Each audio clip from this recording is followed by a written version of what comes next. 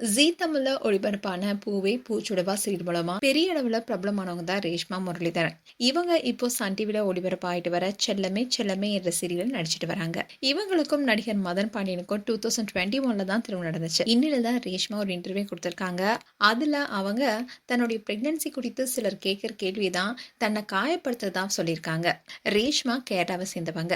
ஜீ தமிழ்ல ஒளிபரப்பாயிட்டு வந்த டான்ஸ் நிகழ்ச்சி மூலமா தான் இன்ட்ரோடியூஸ் ஆனாங்க. டான்ஸ் நிகழ்ச்சியில பங்கேற்றது மூலமா பூவே பூச்சுடவா என்ற சீரியல் நடிக்க இவங்களுக்கு வாய்ப்பு கிடைச்சது. அந்த சீரியல் அவங்க நடிக்கும் போது அவங்களுக்குன்னு எக்கச்சக்கமான ஃபேன்ஸ் உருவானாங்க.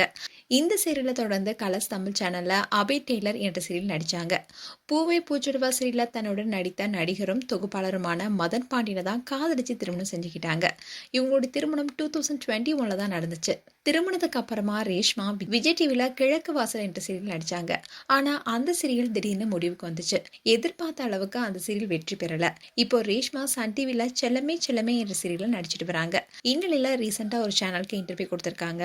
அதுல ரேஷ்மா என்ன சொல்லியிருக்காங்கன்னா, எனக்கு திருமணம் ஆனதுக்கு அப்புறமா என்ன சீரியல்ல கமிட் செய்யறதுக்கு முன்னாடி பிரெக்னென்ட் ஆவீங்களா, ஏதாவது பிளான் இருக்கான்னு கேட்டுட்டு தான் கமிட் செய்வாங்க. ஒரு முறை கேட்டுட்டு அவங்க விட மாட்டாங்க. 3க்கு 4 முறை நல்லா கேட்டுட்டு தெளிவுபடுத்தினதுக்கு அப்புறமா தான் சீரியலையே என்ன கமிட் பண்ணுவாங்க. இதை அவங்க கேட்கும் போது எனக்கு ரொம்பவே சங்கடமா இருக்கும். அப்படி இருந்தாலும் ஒரு பக்கம் பார்க்கும்போது அவங்க கேட்கறதும் சரிதானேன்னு சொல்லி நானே சமாதானப்படுத்திப்பேன். சீரியல் நடிச்சிட்டு இருக்கும்போது திடீர்னு கர்ப்பமாயிட்டா அந்த சீரியல்ல இருந்து விலக வேண்டி வரும். அதனால அந்த சீரியல் டீமுக்கு தானே பிரச்சனை வருங்கிறதுனாலயே இது மாதிரி கேள்வி கேட்டுதான் என்ன சீரியலுக்குள்ளேயே கமிட் பண்ணுவாங்கன்னு சொல்லியிருக்காங்க. இப்படி பல சீரியல் நடிகைகள் அவங்களுடைய கெரியர்ல நம்ம எப்படியாவது ஜெயிக்கணும்ன்ற காரணத்தினாலேயே பலருக்கும் தங்களுக்கு ஒரு குழந்தை வேணும்ங்கிற எண்ணம் இருந்தாலும் கூட கெரியருக்காகவே பிரெக்னன்சியை தள்ளி போட்டுட்டு வராங்க. இந்த விஷயம் சாதாரணமாகவும் எடுத்துக்க முடியாது. ஏன்னா திருமணமான 2 மாதங்களே பலரும் கேட்கிற ஒரே கேள்வி, எப்போ குழந்தை பெத்துக்க போறீங்க என்ற கேள்விதான். இவங்களுக்கு திருமணமாகி கிட்டத்தட்ட 4 வருடத்துக்கு மேல ஆயிடுச்சு. சோ இவங்க உறவுகள இருந்து பலருமே கேட்கக்கூடிய கேள்வி இதாதான் இருந்திருக்கும். இப்படி பல கேள்விகளுக்கு இடையில தான் அவங்களுடைய வாழ்க்கையும் போயிட்டு இருக்கு.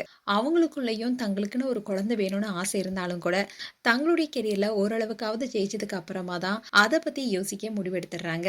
மேலும் ரேஷ்மா முரளிதரன் குறித்து உங்களுடைய கருத்துக்களை கமெண்ட் செக்ஷன் சொல்லுங்க. இது போன்ற வீடியோஸை பார்க்க நியூஸ் தமிழ் கிட்ஸ் சேனலை சப்ஸ்கிரைப் பண்ணுங்க. மறக்காம நோட்டிஃபிகேஷன் பட்டனை கிளிக் பண்ணுங்க.